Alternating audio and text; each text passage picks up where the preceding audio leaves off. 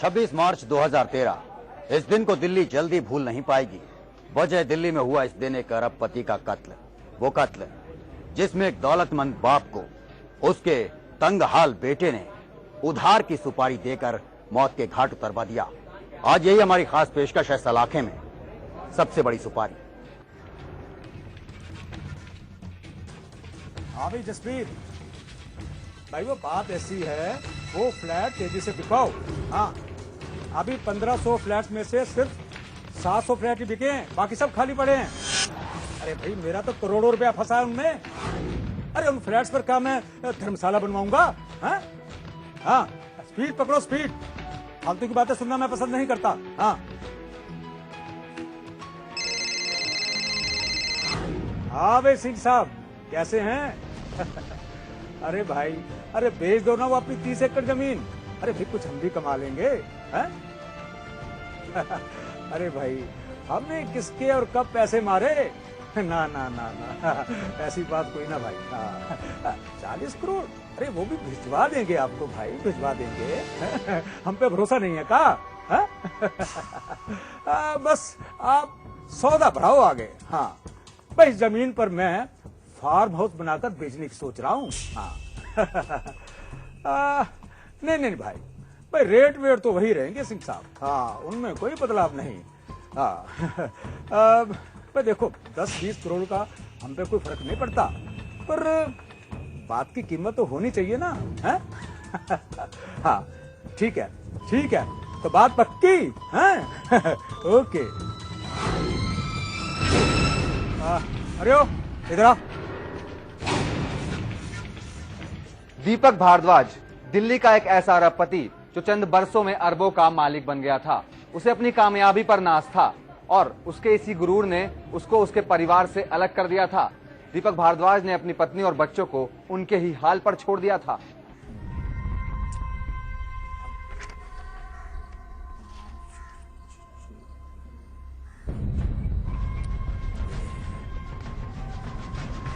ये कैसे आना हुआ? बस यूं ही आपसे मिलने चला आया। मारे से मिलने आए हो? भाई, मारे से मिलने की क्या जरूरत है? हाँ वो हाँ हाँ, खुलकर बोलो। वो कुछ पैसों की जरूरत थी। पैसों की जरूरत है?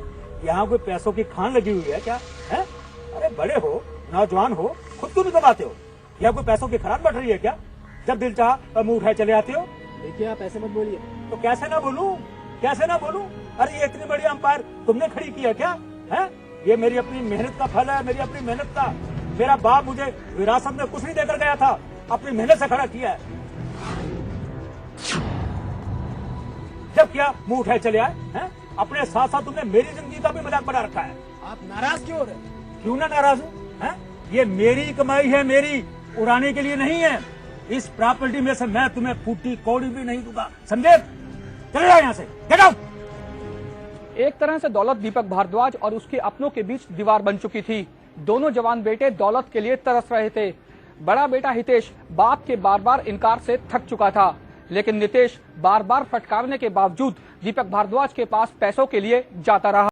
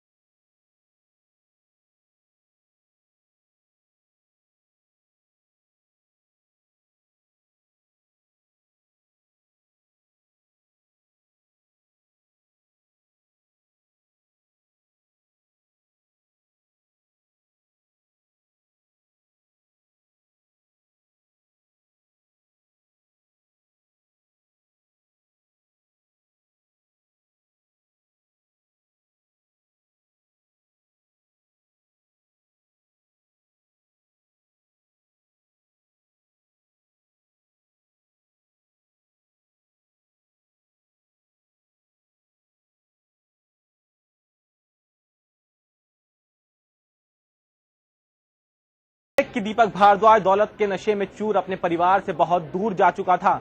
खुद से कम उम्र की लड़कियों में उसे दिलचस्पी थी और वो अपने घर परिवार की परेशानी से दूर अपनी रंगीन दुनिया में खोया रहना चाहता था। वो अपनी पत्नी से इस कदर दूर हो चुका था कि अब वो उसके साथ रहता तक नहीं था। हेलो जी, मैं रमेश बोल रही हूँ। कैसे हैं आप? हाँ मैं ठीक हूँ। जल्दी बोलो, फोन क्यों किया? जी, मैंने तो आपके हालचाल जानने के लिए फोन कर दिया था। सुना है आजकल आप रात में काफी देर से फार्म हाउस पहुँचते हैं। अरे मुंह बंद रख अपना। अरे जब मैं कमा कर लाता था तब तो कभी ना पूछा क्यों और कहाँ से लाते हो, है? अरे जब तुम मारे से दूर रहती हो तो थारा पूछने का मतलब मैं कब जाऊं कब आऊं, है? तुम्हारा इससे क्या मतलब? और देखो एक बात कान खोलकर सुन लो, मैं कहीं जाऊं कहीं आऊं और किसके साथ जाऊं और किसके साथ आता हूं, थारा पूछने का कोई मतलब नहीं है। हाँ समझ जाओ। नहीं, तुम गलत समझ रहे हो। हाँ सही तो तुम लोग ही समझते हो, हैं? अब जल्दी से बोलो, फोन क्यों किया? नितेश को कुछ पैसों की जरूरत थी। मैं तुम लोगों को कुछ भी नहीं दूंगा अपनी दौलत में से। हाँ समझ गए ना तुम लोग, हैं? अरे ये मेरी दौलत है, मैं चाहे उड़ाऊं चाहे लौटाऊं, पर तुम लोगों को कुछ भी नहीं दूंगा। ऐसे मत बोलो। नितेश तुम्हारे बेटे हैं, उनकी परेशानी आपकी परेशानी है। अरे मुंह बंद रख अपना, हैं? मैंने उन्हें नकारा नहीं बनाया। अरे क्यों नहीं मेहनत करते, क्यों नहीं कमाते, हैं? और एक बार तुम भी कान खोलकर सुन लो, आगे से कभी भी मुझे इस बात के लिए फोन मत करना, भेजा घूम जाता है मेरा। कहते हैं दौलत का अपना नशा होता है। दूसरे नशों से इंसान फिर भी बच सकता है, लेकिन दौलत के नशे से बच पाना आसान नहीं है। दौलत की गर्मी ने दीपक को बेहद गुस्सैल बना दिया था। वो अपने बेटे नितेश के साथ नौकरों का सा बर्ताव कर रहा था, बिना ये सोचे कि नितेश अब बच्चा नहीं है, बल्कि वो दौलत होते हुए दौलत की कमी से जूझ रहा एक नौजवान है। साला फिर वही बात, हर समय ये बुढ़ा चिल्लाता रहता है। एक एक पैसे के लिए मोहताज बना रखा है इसने। कहने को बलजीत भाई अरबपति हम पुरानी डिजाइन लेके घूमता हूं, लोग भी हंसते पीठ पीछे। भैया तुम सब फटीचर की तरह घूम रहे हो।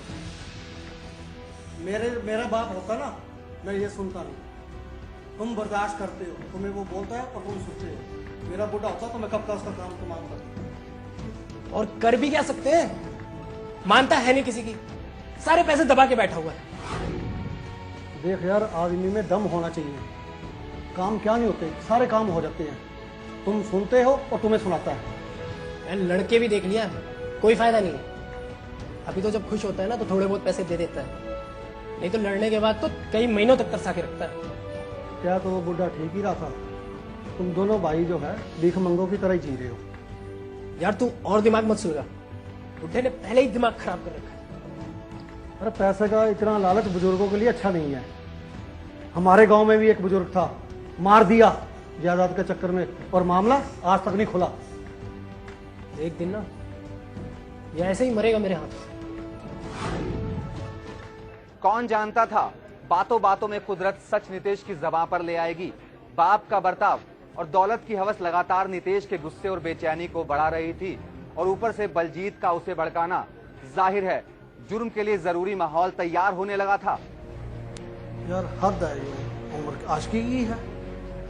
सटे आ गया तुम्हारा बाप, भले ही वो तुम्हारा बाप है, तुम उसको समझाते क्यों नहीं कि ये उम्र है आशिकी की? बलजी तुम तो जानते हो वो मेरी सुनते तो है नहीं यार, मैं खुद ही उनकी इन सब आदतों से परेशान हूँ। वैसे वो वाकई सटाया हुआ है, सटाया हुआ बुढ़ा है। भले ही तुम्हारा वो बाप है, लेकिन तुम्हारे खानदान का नाम बदनाम कर रहा है वो। यार कोई वो बच्चा तो है नहीं, बाप है मेरा, जो करना है करे, भाड़ में जाए। वो बच्चा नहीं है, ना ही तुम बच्चे हो। तुम्हारी सोसाइटी में इज्जत है, उसकी तो कोई इज्जत तो है नहीं। तुम्हें सोसाइटी में मुंह दिखाना है, और कल कोई बात होगी लोग तुम्हारे पे थू थू करेंगे, और फिर आंटी को तो दुनिया ताने मारेगी, वो क्या मुंह दिखाएगी? हाँ यार परेशान तो बहुत, अब क्या करें, देखो ना सिर्फ अय्याशी सूझ रही है। उन्होंने तुम्हारी जिंदगी में जहर घोल रखा है। तुम्हारी अगर मेरा बाप होता ना, मैं कुछ कर देता। मैं अगर तू ऐसा कर सकता है तो कर दे। मैं कई बार सोचता हूँ तेरी जगह मैं होता ना, साले का पत्ता ही साफ कर देता। तो कर दे ना, साला प्रॉपर्टी पे तो कुंडली मार के बैठा हुआ है। देख भाई, जो करना है करो, कल तुम भी बूढ़े हो जाओगे, तुम्हारे बच्चे होंगे, पैसे पैसे के लिए मोहताज होगे। यदि उसने दूसरी शादी कहीं कर ली तो भैया फिर पछताते रह जाओगे। फिर तो वही बात होगी ना, चुड़िया चुग खेत, अब पछताए क्या होता है। देख यार, अगर तू कर सकता है ना तो मेरे बाप से छुटकारा मिला। देख भाई, काम तो तेरा मैं कर दूंगा। कैसे बात? तेरे बाप को ठिकाने लगा दूंगा, उसके बदले में तेरे को मेरा एक काम करना होगा। देखो तुम तो जानते ही हो मैं चुनाव लड़ना चाहता हूँ, मेरे चुनाव का खर्चा तुम सारा दो, और तुम्हारी भलाई इसी में है कि तुम मेरा खर्चा उठ लो और मैं उसके बदले में तुम्हारा काम करूँ। ठीक है, मुझे मंजूर है, पर चुनाव में तो अभी काफी वक्त है। तो ठीक है, तुम बताओ कितने पैसे चाहिए? बस 5 करोड़। 5 करोड़? कुछ ज्यादा नहीं मांग लिया तुमने? अब तुम्हें तो पता है मेरे पास इतने सारे पैसे नहीं है। देख भाई, पहले मैं तेरे बाप को टिकाने लगाऊंगा, उसके बाद सारी संपत्ति तेरी हो जाएगी, फिर तुम मेरे को मेरा पैसा दे दियो। ठीक। देख भाई, कुछ तो एडवांस देना पड़ेगा। कितने चाहिए बताओ, मैं कहीं से बुलाऊं, मैं तुम्हारे लिए अरेंज करके लाऊंगा। तुम मेरे को 50 लाख रुपए का एडवांस दे दे, उसी में मैं तेरे बाप का काम तमाम कर दूंगा। फिर जब तेरे पास सारा पैसा आ जाएगा, ज्यादा तेरी हो जाएगी, तो मेरे को पैसा दे दियो। बोल नितेश, फिर सौदा मंजूर है? ठीक है, मुझे समझ गया। बलजीत सौदा कर चुका था, उसे बस अब एक ऐसे शख्स की तलाश थी जो न सिर्फ उसके लिए कातिलों का इंतजाम कर दे, बल्कि शूटरों और उसके बीच एक पर्दे का काम भी करे। ऐसा एक ही शख्स था जिसे वो जानता था, और वो था स्वामी प्रतिभानंद।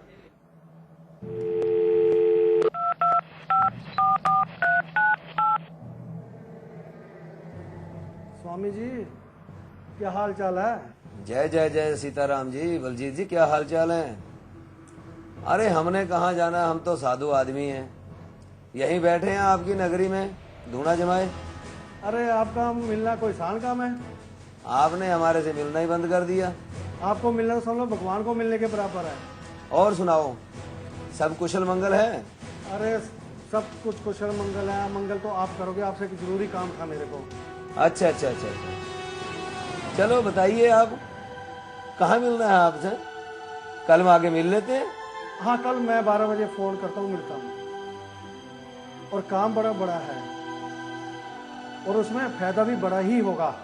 अरे वाह वाह बलजीत जी, ये तो बहुत अच्छी बात है। चलो कल मिलके बताते हैं, और उस काम के बारे में भी कल ही बात करेंगे फिर। ठीक है स्वामी जी। ठीक है ठीक है ठीक है। ये तो सब जानते हैं कि स्वामी प्रतिभानंद बलजीत के कहने पर दीपक भारद्वाज के कत्ल पर राजी हो गया, मगर वो राजी हुआ कैसे, क्या कहा बलजीत ने उससे, बताएंगे ब्रेक के उस पार।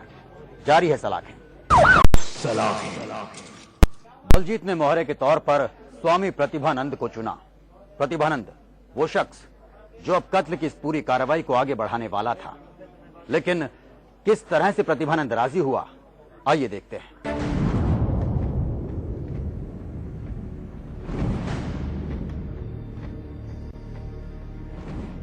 स्वामी प्रतिभानंद सिर्फ स्वामी था, वो सपनों की दुनिया में खोया रहता था। दौलत कमाने के लिए वो किसी भी हद तक गुजर सकता था। स्वामी प्रतिभानंद की इस प्रतिभा को बलजीत बखूबी जानता था। स्वामी, क्या बात आजकल तो नजर नहीं आते? एक अरसा बीत गया आपसे मुलाकात हुए। अरे कहीं नहीं बलजीत भाई, बस एक आश्रम बनाना चाहता था, उसी के लिए जमीन ढूंढ रहा था। तुम तो जानते ही हो कि जमीन कोई कौड़ियों के दाम में तो मिल नहीं जाएगी। जहां भी जाते हैं 1 करोड़ 2 करोड़ के नीचे बात ही नहीं करता कोई। अरे स्वामी जी, क्या बात करते हो? आपको जमीन की समस्या तो हम दूर कर देंगे। बलजीत वो कैसे? बाबा जी, आपकी जमीन का काम समझ लो हो गया, उसके बदले में आपको मेरा छोटा सा काम करना है। तुम बोलो तो सही। बाबा, काम थोड़ा मुश्किल जरूर है। कौन सा काम है भाई? कत्ल करना। कत्ल? अरे घबरा क्यों रहे हो? छोटा सा ही काम है, और करोड़ों की जमीन एक ही झटके में आपके पास आ जाएगी। फिर आपका सपना सारा पूरा हो जाएगा। ठीक है, मैं इस काम के लिए तैयार हूं, लेकिन मुझे ये बताइए कि कत्ल करना किसका है? आपके लिए तो छोटी सी बात है। आपको दीपक भारद्वाज का कत्ल कराना होगा और इसके बदले में आपको 2 करोड़ रुपए देंगे। दीपक भारद्वाज का कत्ल? हाँ, दीपक भारद्वाज का कत्ल करवाना है और उस कत्ल में आपको कोई दिक्कत नहीं है। क्यों? क्योंकि उसका बेटा नितेश भारद्वाज खुद करवाना चाहता है कत्ल। कोई परेशानी नहीं आएगी उसको। ठीक है बल, मुझे ये सौदा मंजूर है। तो आपको सौदा मंजूर है तो आपकी आश्रम की जमीन भी समझ लो आपकी होगी। सच? सच। ये बात पक्की है ना? बिल्कुल पक्की है बाबा जी। स्वामी पृथ्वीनंद को एक आश्रम की चाहत थी और आश्रम के लिए जरूरत थी 2 करोड़ रुपए की। लिहाजा स्वामी ने कत्ल की सुपारी तो ले ली, लेकिन वो कत्ल खुद नहीं कर सकता था। इसलिए उसने याद किया अपने पुराने चेले और ड्राइवर पुरुषोत्तम को। नमस्कार बाबा। जीते रहो बेटा। आओ आओ पुरुषोत्तम, क्या चल रहा है आजकल काम धाम? अरे बाबा, कोई काम धाम ना, खाली पेट पानी चल रही है। अरे कोई बात नहीं बच्चा, ईश्वर सब ठीक करेगा।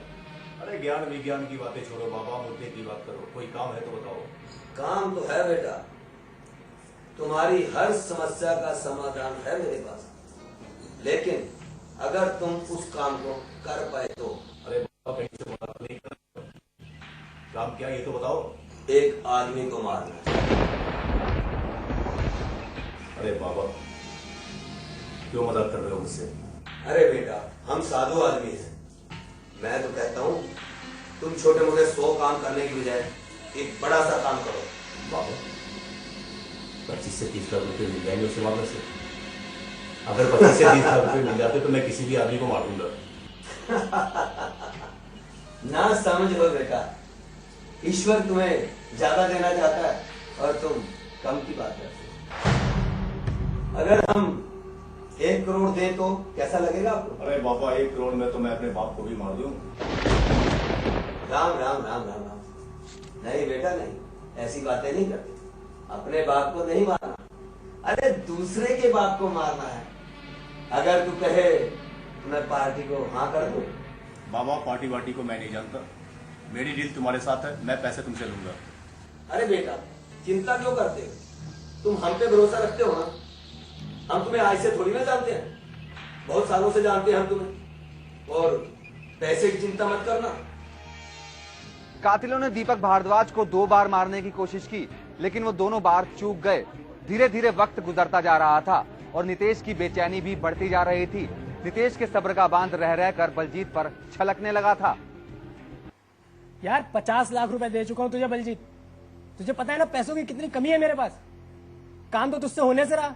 तू एक काम कर, पैसे वापस दे और बात खत्म कर। यार तूने हद कर दी है। पैसे कहीं भागे जा रहे हैं। जब वो कहीं भागा जा रहा है, काम कर नहीं रहा मैं। आगे वो 2 बारी बच गया, वो तो उसका नसीब है। यार आदमी लगा रखे हैं या मेरा पागल बना रहा है, मुझे कैसे पता? तू एक काम कर, तू पैसे दे और बात खत्म कर। काम होना होता ना तो अभी तक हो जाता। और वैसे भी कौन सा तुझे दाऊद का इनकाउंटर करना? अरे तू टेंशन मत ले, काम हो जाएगा। ये काम तसल्ली से होते हैं, जल्दबाजी में काम नहीं होते। तू परेशान मत हो। जब तेरे को मैंने कह दिया काम हो जाएगा, तू खुद भी टेंशन में रह रहा है और मेरे को भी टेंशन दे रहा है। देख देख बलजीत, दोस्ती यारी में ये सब बहुत हो गया, ठीक है? और ये पैसों के चक्कर में ही ना ये दोस्ती खराब होती है। समझ में आया? पैसे तो मैं तुझसे लेके रहूंगा। अब जो देखना है तू देख ले। यार तू परेशान मत हो। जब तेरे कह दिया काम हो गया, मैं हूं ना। तू परेशान मेरे को मत कर। मेरे पे यकीन है ना, बस मेरे को टेंशन मत दे। बलजीत पर प्रेशर बढ़ा तो उसने उसी प्रेशर को स्वामी प्रतिभानंद पर ट्रांसफर कर दिया। यकीनन अब जल्द से जल्द दीपक भारद्वाज का कत्ल करना जरूरी हो गया था। एक पल को बलजीत को लगा कि उसके सपने दम तोड़ने वाले हैं, लिहाजा उसने स्वामी से साफ साफ बात की। क्या हुआ मेरे काम का? और कितना वक्त लगेगा? इसे छोटा मत समझिए, इतना आसान नहीं है दीपक भारद्वाज का कत्ल करना। और कोई सुराग भी नहीं छोड़ना। मेरे ऊपर भी तो प्रेशर है। उसका डेली डेली मेरे पास नितेश का फोन आ रहा है, मेरा काम करवाओ ताकि मैं आगे नहीं तो नहीं होता तो मेरे पैसे वापस कर दो आप। और फिर तुम्हारा जो जमीन लेने का सपना है ना आश्रम की, वो सपना ही रह जाएगा। फिर देखते रहना आप, और जितनी जल्द से जल्द हो सके काम को करवाओ। अरे मेरे को आज दिन वो फोन करके परेशान कर रहा है। हाँ, मौका मिलते ही काम हो जाएगा। बाबा ने शूटर्स पर प्रेशर बढ़ाया। शूटर्स को लगा कि दौलत कमाने का जो पहला मौका उनकी किस्मत ने उन्हें दिया है वो हाथ से ना निकल जाए। वक्त बहुत कम था, लिहाजा कातिलों ने तय किया कि फार्म हाउस के भीतर ही दीपक भारद्वाज का कत्ल करेंगे। कहाँ जाना है? दीपक जी से मिलना मुझे। किस पर्पस? ये फॉर्म हाउस शादी के लिए बुक करानी है मुझे। ठीक है। Good morning Deepak ji. हाँ कहिए। दीपक जी, ये फॉर्म हाउस मुझे शादी के लिए बुक करानी थी। क्या प्रोग्राम है? ये मई के महीने में। मई के महीने में, ठीक है। ऑफिस में कैसे जमा करा दीजिए। बिल्कुल सर। ठीक है। ठीक है।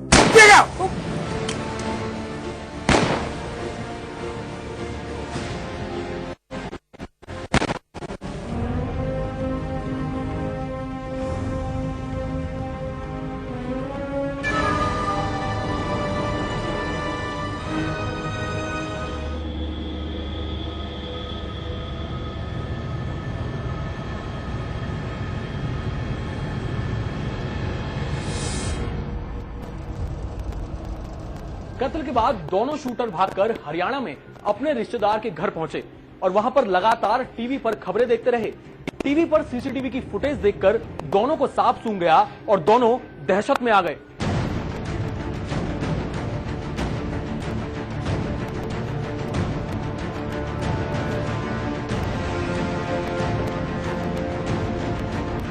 उधर नितेश खुश भी था और घबरा भी रहा था। खुश वो इसलिए था कि वो अपनी बाप की उस दौलत का मालिक बनने वाला था जिससे वो महरूम था, और डर था फंसने का।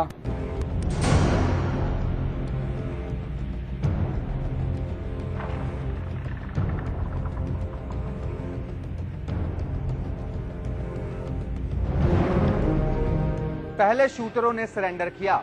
उनसे पूछताछ में स्वामी प्रतिभानंद का नाम सामने आया। स्वामी फरार था, लिहाजा पहले तो केस को क्रैक करने में दिल्ली पुलिस की सांसें फूल गई, लेकिन बाद में जब पुलिस ने नितेश और बलजीत की कॉल डिटेल्स की जांच की तो सच करीब आने लगा। पुलिस को पता चला कि पिछले कुछ महीनों से बलजीत और स्वामी के बीच लगातार बातचीत हो रही थी। बलजीत नितेश से भी बातचीत कर रहा था। यहीं पर पुलिस को शक हुआ और फिर नितेश और बलजीत से रह रहकर पूछताछ होने लगी। आखिरकार पुलिस की सख्ती के आगे नितेश टूट गया। उसने कबूल किया कि उसने ही अपने बाप के कत्ल की साजिश रची थी। फिलहाल बलजीत, नितेश, दोनों शूटर और उसकी मदद करने वाले कुल 7 लोग कानून के शिकंजे में हैं। फरार है तो सिर्फ स्वामी प्रतिभानंद। नितेश अपने बाप की विरासत चाहता था जो अरबों रुपए में थी, मगर बदले में उसे मिली जेल। बलजीत को चुनाव लड़ना था, करोड़ों रुपए चाहिए थे, उसके हिस्से में भी आई सलाखें। स्वामी फिलहाल फरार है। शूटरों को भी 1 करोड़ रुपए का लालच था। पैसे तो नहीं मिले, जेल जरूर मिली, और एक न एक दिन यकीनन स्वामी प्रतिभानंद का भी इंजाम सलाखें ही होंगी। सलाखों में आज बस इतना ही। देखते रहिए इंडिया न्यूज।